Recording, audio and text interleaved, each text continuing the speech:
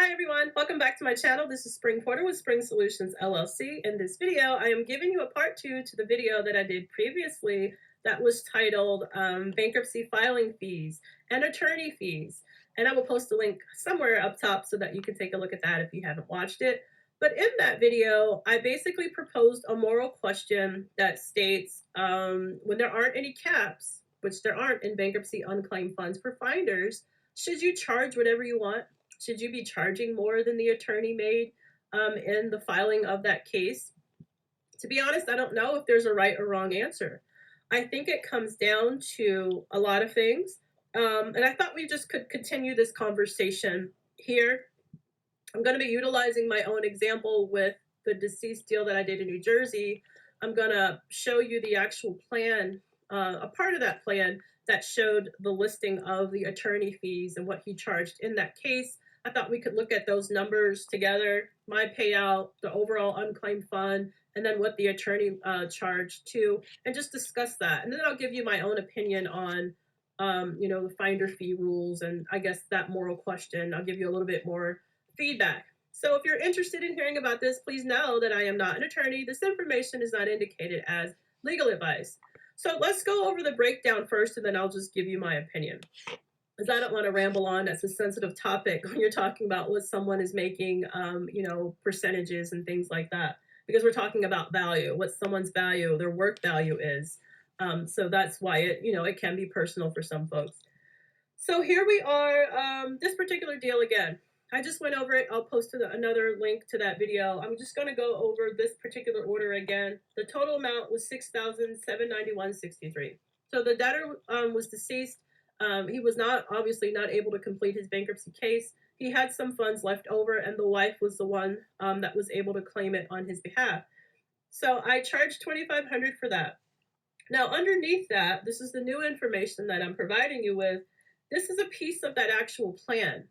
So in that plan, and if you look down here, there are Chapter 13 administrative fees.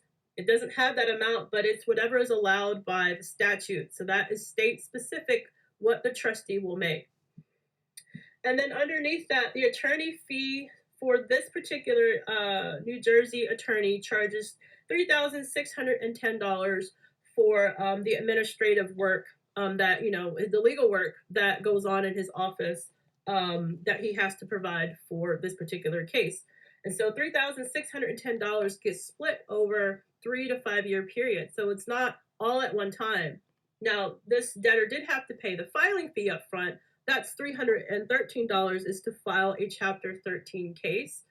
And so he had to pay that, and then a breakdown of this fee over a period of time. So when these cases get dismissed, and they often do because it's hard to keep up with these payments, the attorney doesn't always get paid.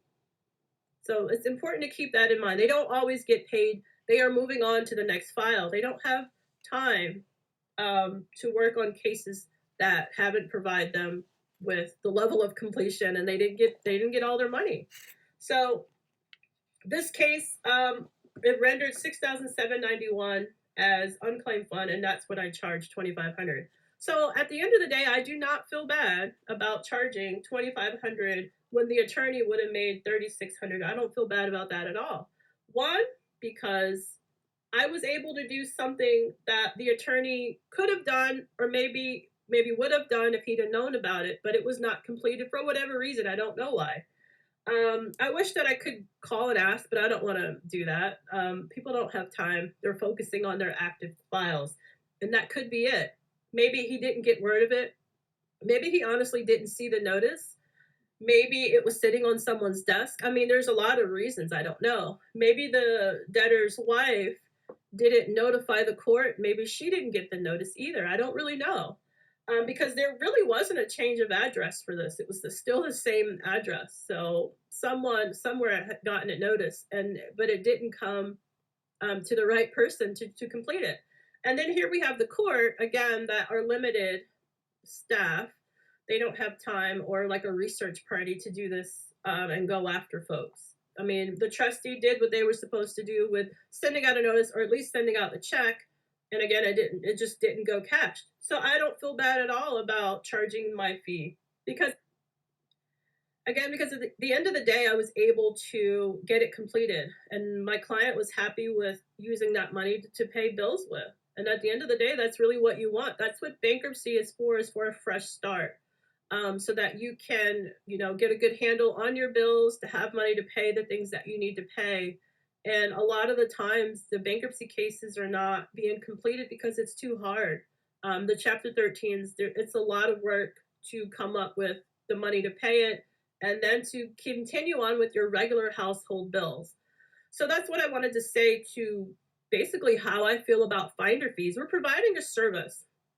Attorneys have every right to, and anybody has every right, not just finders. Let's just expand that more. Anybody has a right to charge what they like. You know what your value are, what you're bringing to the table. My issue with attorney fees and finder companies who do crazy things are when they do it unethically. So when you know that you're claiming to be someone that you're not, if you're a locator, don't say that you're an attorney. Don't make it seem like you're working for a law firm if you're not. Now, I do have one student, high student, who is an attorney, I just found out about. When you are an attorney, you say, you say that. You say you're licensed to practice law in whatever state that you're in. I'm not saying that because I'm not. Don't say that you work for the clerk's office or the court and you don't. Don't make your documents seem like you're working for the courthouse and you're not. You can't do that. That is the issue that I have with finders who make it hard for everyone else. Don't change your documents, change your percentages and things like that. Once you've gotten paid and you don't pay people, I mean, obviously those are the wrong things to do. It's illegal and it's really unethical for you to do that.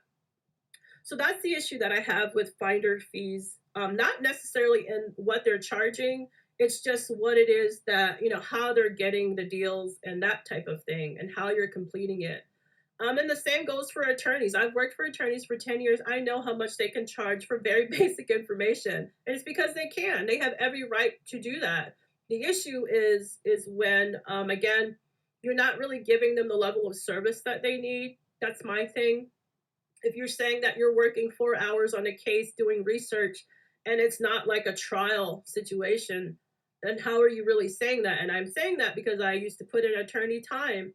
I did billable hours. I used to put in their time. I know what they actually were doing that day because we worked in the same office and we had deadlines to meet. And that's not all of them. There are some really good attorneys out there. I'm just saying that there's a few bad apples in every arena that you work. Again, as long as you're doing things ethically, you can justify what your time is, what you spend, what you're doing, and the client ultimately agrees with what you're doing.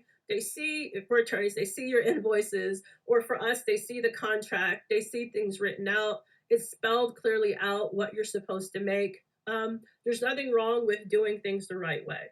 So that's my take on attorney fees, and also for finder fees. But specifically to us as finders, it really just depends, again, on what's going on with the case. As long as there's clear communication, you're being honest with what it is that you're doing, who you are, first of all, as an individual. Don't say that you're someone that you're not. All of that's really important. So that's really all that I wanted to say to that. Just be honest, be clear, make sure your documents are clear. And once you've set a price on it, don't try to change it. Make sure it's written down on paper. And then again, that gets signed on in the contract. All right, so I hope that this helps you and gives you a little bit more information utilizing my own example. You can see kind of like what the breakdown was. And at the end of the day, no, I don't feel bad about having that price at all. There are some in the past that I completed that I wish I could go back and I would have charged a little bit more if I could go back. But again, that's done. And so again, it's really comes down to you being fair and just making sure that the client is always aware of what's going on. I think that's the biggest key that we've learned here is being honest, being open with what's going on. But that's essentially all that I wanted to say. I thought that we could broaden our conversation with attorney fees, actually finder fees. And I will see you in the next video. Thanks for watching.